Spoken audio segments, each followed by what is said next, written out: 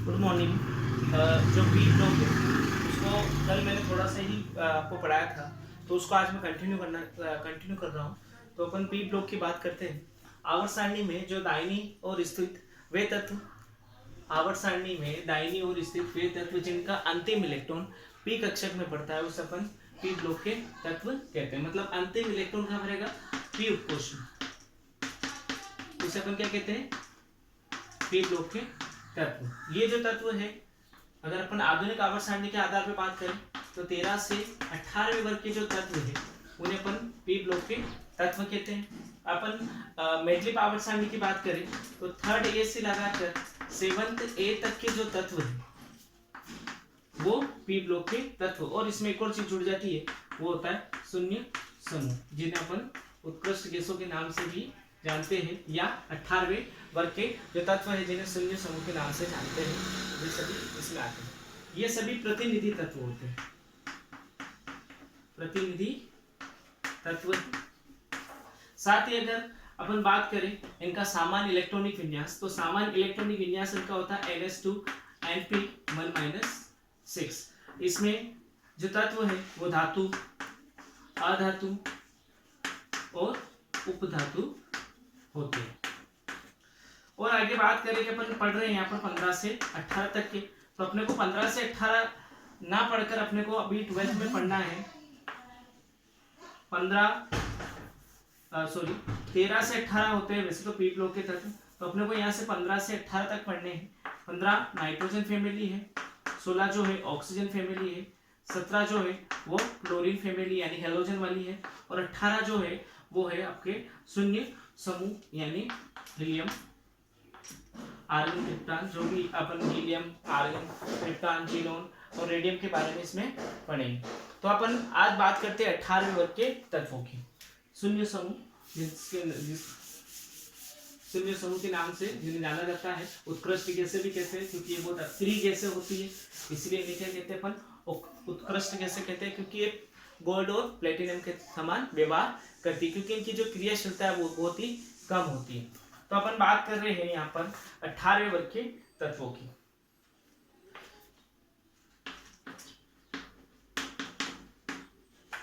इन्हें अपन क्या कहते हैं? शून्य समूह या जीरो ग्रुप। अब कौन कौन से इसमें जो एलिमेंट आते हैं, कौन कौन से तत्व आते हैं? तो helium, neon, argon, krypton, xenon और रेडोन। जो हीलियम है इनके संयोजकता कोष में सिर्फ 2 इलेक्ट्रॉन होते हैं, ये अपवाद है। और बाकी सब जो है इनमें पूरे, इनका जो संयोजकता कोष है वो पूर्ण पूरित होता है, यानी संयोजक कक्ष का जो अष्टक है वो क्या होता है? पूर्ण पूरित होता है। तो अपन बात करें नियोन की, तो नियोन का होता है 2s2 2p6। ऐसे ही आर्गन का होता है 3s2 3p6। क्रिप्टॉन का होता है 4s2 4p6। जीनोन का होता है 5s2 5p6 और रेडोन का होता है 6s2 6p6। बाकी सभी ये हीलियम से लगाकर जीनोन तक अधातु गैसें होती है, और सिर्फ एक रेडोन ऐसा तत्व है जो एक रेडियोएक्टिव तत्व है। ये सभी रेडियोएक्टिव तत्व है। साथ ही ये क्या है? एक भारी गैस है। रेडोन जो है ये क्या है? भारी गैस है। रेडोन ही ऐसा है जो प्रकृति में स्वतंत्र अवस्था में नहीं पाया जाता है। बाकी जो तत्व है हीलियम से लगाकर जीनोन तक, ये प्रकृति में स्वतंत्र अवस्था में पाई जाती है। रेडोन जो होता है वो भूपट्टी में मिलता है रेडियोएक्टिव पदार्थ के रूप में। उसके अलावा जो क्रिप्टॉन है और जीनोन है ये भी रेडियोएक्टिव पदार्थ के रूप में ही रेडियोएक्टिव पदार्थ के अंदर प्राप्त होते हैं।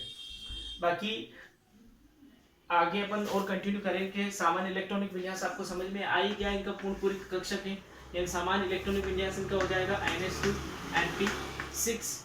और उसके बाद आगे बात करते हैं कि ये सभी जो गैसें हैं ये कैसी है?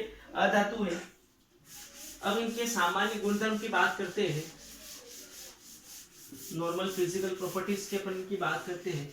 तो सबसे पहले बात करते हैं परमाणु त्रिज्या। परमाणु त्रिज्या ना कहकर उसे अपन वांडर वाल त्रिज्या कहेंगे तो बढ़िया चीज है, क्योंकि अपन बात कर रहे हैं यहाँ पर इधर लिख देता हूं मैं। हीलियम से लगाकर अपन रेडॉन तक की बात करेंगे इसमें। तो अपन वर्ग में ऊपर से नीचे की बात कर रहा हूं मैं। तो वर्ग में जब अपन ऊपर से नीचे जाते हैं तो इसकी जो परमाणविक त्रिज्या है, जिसे मैंने कहा है कि वान डेर वाल त्रिज्या, परमाणविक त्रिज्या क्यों नहीं कह रहे, क्योंकि ये सारे जो जितने भी परमाणु है ये क्या है, एक परमाणु अणु है, एक परमाणु अणु है। और एक परमाणु अणु होने के कारण इनके अंदर किसी भी प्रकार का सहसंयोजक बंध नहीं होता। मतलब यहाँ पर दो परमाणु के दो अनाबंधित परमाणु के बीच, जैसे मैंने दो परमाणु बनाए और दो परमाणु के अनाबंधित नाभिकों के बीच की दूरी का आधा क्या कहलाता है, अपना वान डेर वाल त्रिज्या। और यही वान डेर वाल त्रिज्या को यहाँ पर परमाणु त्रिज्या मानकर इनके आकार का निर्धारण किया गया है। तो जब वर्ग में ऊपर से नीचे जाते हैं तो इनकी परमाणिक त्रिज्या जो होती है वो क्या होती है, बढ़ती है। तो अपने को ध्यान रखना है कि हीलियम से ज्यादा परमाणु त्रिज्या किसकी होगी, नियोन की, नियोन से ज्यादा आर्गन की, आर्गन से ज्यादा क्रिप्टॉन की, क्रिप्टॉन से जीनोन की, और जीनोन से ज्यादा किसकी होगी, रेडॉन की। क्या बात कर रहे हैं अपन, परमाणविक त्रिज्या की।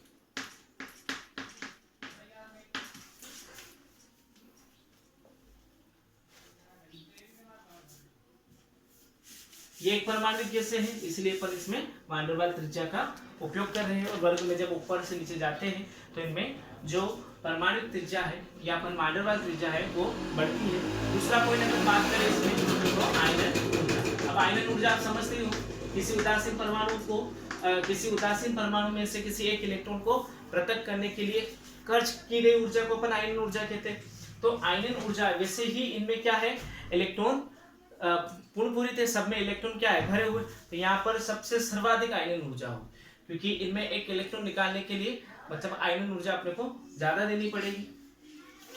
तो जो आवर्त है, यहाँ पर आवर्त सारणी की बात करें तो आवर्त सारणी में इनकी जो आयनन ऊर्जा है वो क्या होती है, सर्वाधिक होती है। बट क्या होता है कि जब अपन वर्ग में नीचे जाते हैं तो इनकी जो आयनन ऊर्जा है वो क्या होती है, कम होती है। क्योंकि आयनन ऊर्जा कम क्यों होती है, क्योंकि इनकी क्रियाशीलता बढ़ने लगती है। और क्रियाशीलता बढ़ने के कारण ही यहाँ पर अगर अपन आगे बात करेंगे, जब इसकी रासायनिक केमिकल प्रॉपर्टी की बात करेंगे तो जिनोन के अपन आगे जाकर क्या पढ़ेंगे, यौगिक पढ़ेंगे, तो कंपाउंड पढ़ेंगे। तो क्यों जो जिनोन यौगिक क्यों बनाएगा, क्योंकि अगर जिनोन क्रियाशीलता होगी तभी तो किसी वो अन्य यौगिक से क्रिया करके यौगिक बनाएगा। तो इसकी आयनन ऊर्जा लगभग हीलियम से क्रिप्टॉन तक बढ़ती है, फिर इसकी जो आयनन ऊर्जा है वो क्या हो जाती है, घट जाती है। तो अपने को ये बात ध्यान रखनी है। बाकी अपने को ये ध्यान रखना है कि आवर्त सारणी में आयनन ऊर्जा 18वें वर्ग के जो तत्व हैं उनकी सर्वाधिक होती है, क्योंकि ये आसानी से इलेक्ट्रॉन नहीं त्यागते। उसके बाद अपन बात करते हैं इलेक्ट्रॉन लब्धि ऊर्जा की, या इलेक्ट्रॉन गेन एनर्जी। इलेक्ट्रॉन लब्धि ऊर्जा या इलेक्ट्रॉन गेन एनर्जी। अब इलेक्ट्रॉन गेन एनर्जी क्या है, किसी भी उदासीन परमाणु द्वारा इलेक्ट्रॉन को किसी भी उदासीन परमाणु द्वारा इलेक्ट्रॉन ग्रहण करके ऋणायन बनाना, उसे अपन क्या कहते हैं, इलेक्ट्रॉन लब्धि ऊर्जा। अब देखो यहाँ पर इलेक्ट्रॉन लब्धि ऊर्जा क्या होगी, इसकी जो इलेक्ट्रॉन लब्धि ऊर्जा वो होती है पॉजिटिव या अपन कहें धनात्मक। क्योंकि अपने को पता है कि ये जितने भी तत्व है या जितने भी अणु है, परमाणु अणु है, इनके सभी का जो संयोजकता कोश है वो क्या है, पूर्ण भरा हुआ।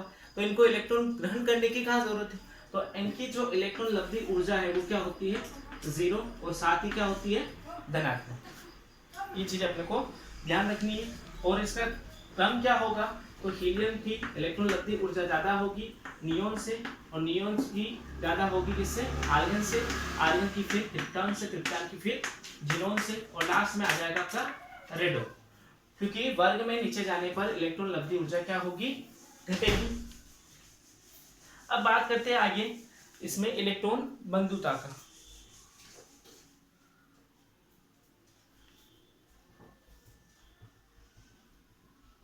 तो इलेक्ट्रॉन बंधुता का मान यहाँ पर 0 होगा, कारण एक ही है, आपको ये ध्यान रखना है। इलेक्ट्रॉन बंधुता का मान जो है वो क्या होगा, 0, कारण एक ही है, पूर्ण पूरित इलेक्ट्रॉनिक विन्यास के कारण, पूर्ण पूरित इलेक्ट्रॉनिक विन्यास। आगे बात करते हैं अपन विद्युत ऋणता की। किसी उदासीन परमाणु द्वारा एक इलेक्ट्रॉन को पृथक करके धनायन बनाना, किसी उदासीन परमाणु द्वारा एक इलेक्ट्रॉन ऋण करके क्या करना, सॉरी इलेक्ट्रॉन पृथक करके क्या बनाना, धनायन बनाना। ये क्या कहलाता है, विद्युत ऋणता कहलाता है। अपन बात कर रहे हैं विद्युत ऋणता की, तो ऊपर से नीचे जाने पर विद्युत ऋणता क्या होगी, घटेगी।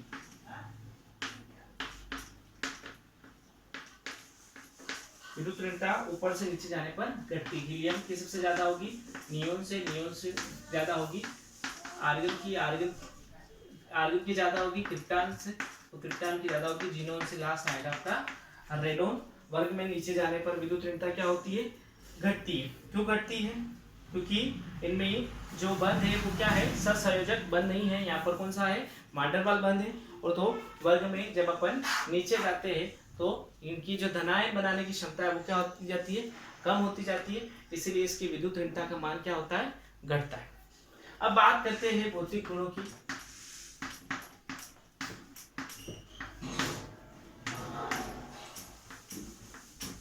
भौतिक गुण की बात करें तो सभी मैंने बात करी कि सभी क्या है, अक्रिय गैसें हैं, गोल्ड और प्लेटिनम के समान व्यवहार करती है, इसलिए अपन इनको क्या कहते हैं, उत्कृष्ट गैसें कहते हैं। प्रकृति में स्वतंत्र अवस्था में पाई जाती है।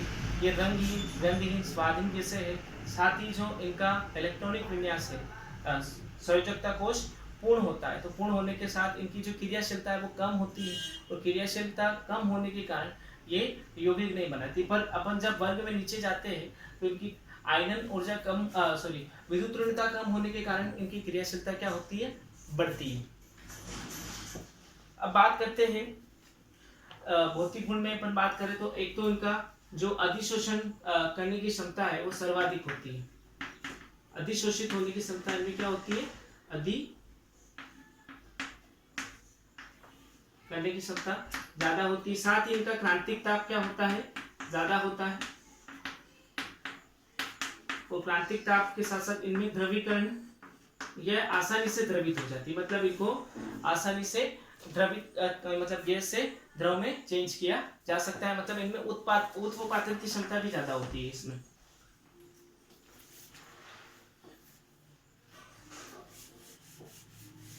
अब आगे उत्पादन की क्षमता, सॉरी 70वें वर्ग वाले जो तत्व है उनमें होती है, यहाँ पर द्रवीकरण करने की क्षमता ज्यादा होती है। अब अपन आगे बात करते हैं इसकी रासायनिक गुण की।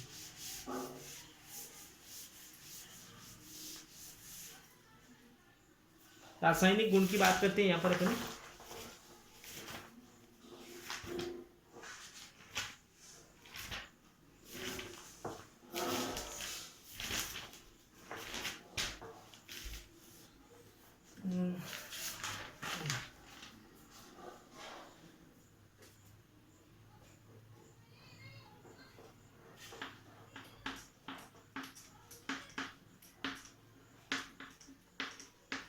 इनकी क्रियाशीलता, अपन वर्ग में जब नीचे जाते हैं तो नीचे जो तत्व है जिनोन सबसे क्रियाशील तत्व है, वो हाईली नेगेटिव यानी विद्युत ऋण तत्व से क्रिया करके क्या बना देता है, नया यौगिक फॉर्म कर देता है। तो जैसे अपन बात कर रहे हैं तो सबसे पहले ये काम करा था नील बार्टलेट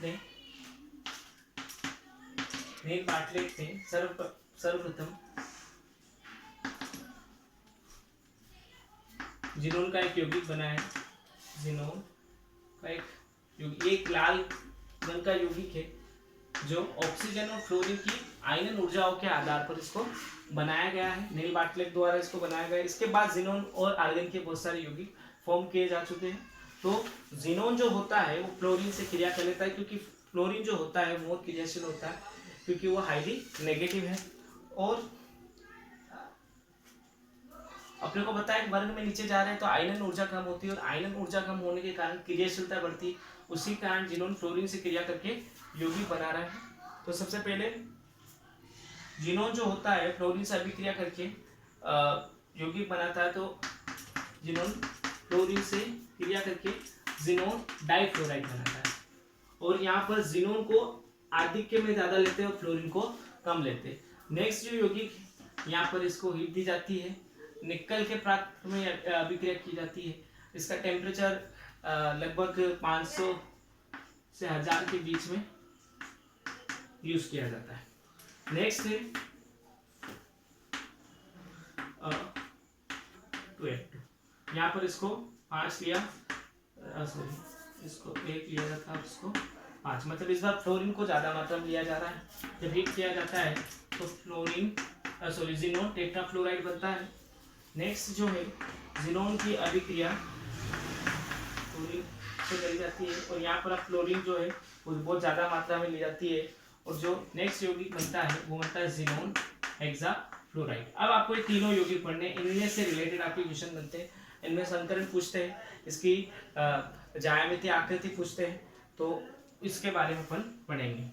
इनको कैसे बनाया जाता है, सिंपल सा है कि जिनोन की फ्लोरीन से अभिक्रिया कराई, जिनोन डाइफ्लोराइड बना, फ्लोरीन को थोड़ा आधिक्य में ज़्यादा ले लिया, जिनोन टेट्राफ्लोराइड, ऐसे जिनोन हेक्साफ्लोराइड, अपने को यहाँ पर 3 जिनोन के अन्य यौगिक प्राप्त हुए। अब इनके बारे में अपन यहाँ पर पढ़ेंगे। आगे इनका इंपॉर्टेंट है कि इनका जल अपघटन करके कौन कौन से यौगिक बनते हैं उनके बारे में पूछा जाता है। तो सबसे पहले जिनोन डाइफ्लोराइड, दूसरा है जिनोन टेट्राफ्लोराइड और तीसरा है जिनोन हेक्साफ्लोराइड।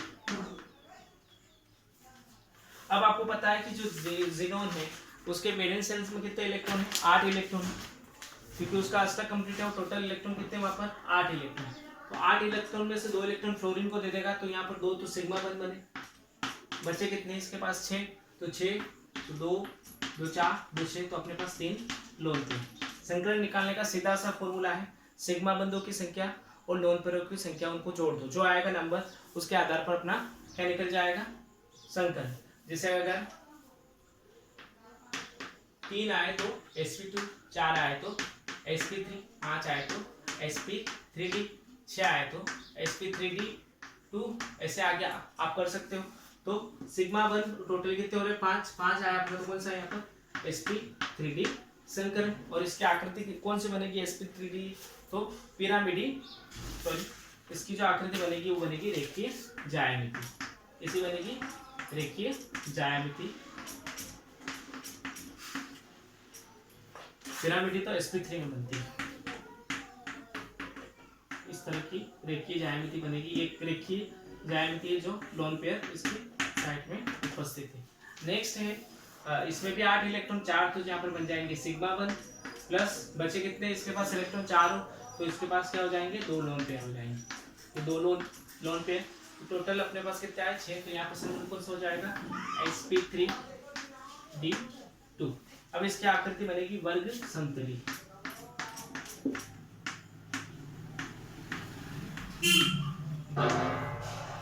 समतली।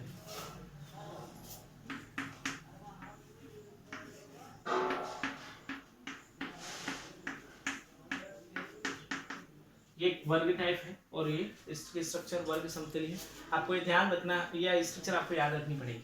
नेक्स्ट है इसमें 8 इलेक्ट्रॉन, 6 सिग्मा बंद हो गए प्लस 2 एक लोन पेयर हो जाएगा, तो टोटल नंबर कितना है 7। तो यहाँ पर हो जाएगा sp3d3 संकलन आ जाएगा अपना sp3। यहाँ पर बनेगी विकृत अष्टफल की आकृति बनेगी, विकृत अष्टफल की।